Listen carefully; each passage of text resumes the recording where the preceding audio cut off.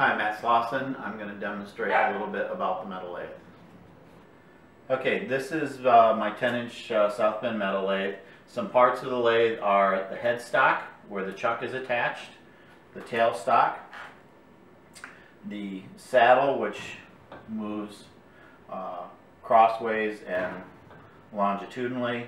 This is the Z-axis along the lathe is longitudinally, X-axis is cross, and this is the compound rest, so you can change the angle of things. So some of the parts of other parts of the lathe, this particular lathe has a collet closer, and it takes 5 C collets. The tailstock is used for a variety of things. So if I want to turn a clarinet body between centers to sand a cork, I can tighten it up and I can sand a cork or do a tenon job or whatever I need to do. In addition to that, there's a number of features on the apron of the lathe. This is the apron.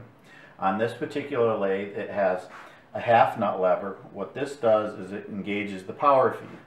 So if I turn the lathe on and I engage the half nut lever, and it'll start feeding the carriage along the lathe. In addition to that, this particular lathe has the ability to do cross feed by changing the settings here. So I can do cross feed, and it also has what's called a friction clutch, which is used in cases of trying to do feeds.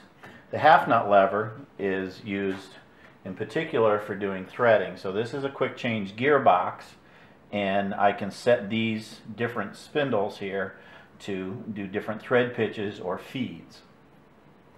In addition to that, if I need a lot of power and I need to go really slow for doing a job like threading or knurling, I can set this lathe in what's called back gear. So in right here, there's a pin. If I pull the pin right there and pull this lever back here, I can make the lathe turn extremely slowly. So that's the same gearing here, only in back gear, so it changes, it makes it go slower. The relationship of the lead screw to the gearing stays the same. In addition to that, I'm going to speed this up a little bit so it's a little bit easier to see. By changing this lever, I can make the carriage traverse from left to right or right to left depending on how it's set. So I have it set this way. If I engage the half nut lever now, it's feeding right to left. If I push it down, do the same thing, I can make it feed left to right. So this is used for different threading operations.